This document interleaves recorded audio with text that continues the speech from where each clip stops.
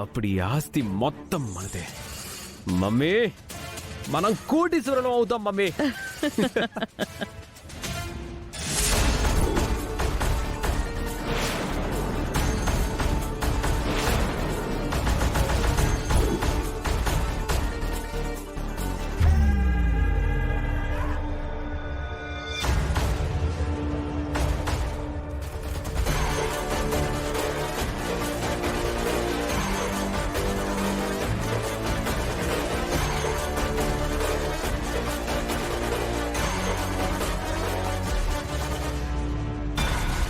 ఏంటి మందరం ఇలా వచ్చావు? విరూపాక్షమ్మ గారు అరెస్ట్ అవ్వడంతో ఇంట్లో వాళ్ళంతా కనీసం మంచినీళ్లు కూడా ముట్టుకోకుండా బాధపడుతుంటే మీరు మాత్రం శవాల మీద చిల్లర వేరుకునే వాళ్లలాగా ఆస్తులు ఎలా కొట్టేయాలని ప్లాన్ చేస్తున్నారా? అసలు మీకు మనస్సాక్షి అనేదే లేదా?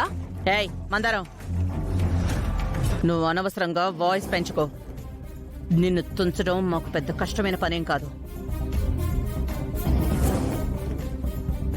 అయినా హంతకురాల్ని అరెస్ట్ చేస్తే సంతోషపడాలి గాని బాధపడడం ఎందుకు మందారం? సంతోషపడదాం.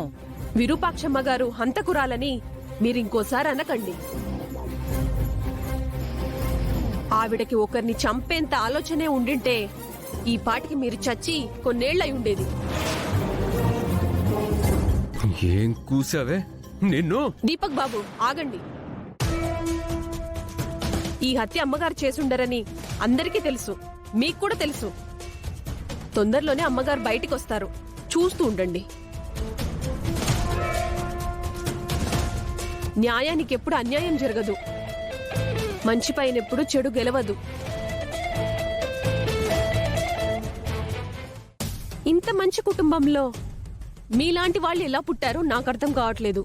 ఏయ్, నువ్వు మా పుట్టు గురించి మాట్లాడుతున్నావా? నిన్ను అత్తయ్య,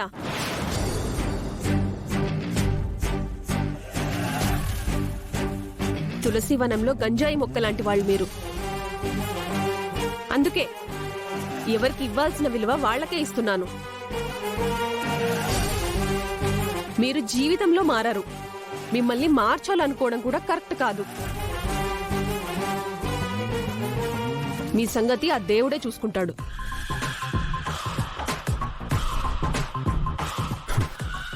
మమ్మీ, ముందు దీన్నేసేయాలి మమ్మీ, చాలా ఓవర్ చేస్తుంది.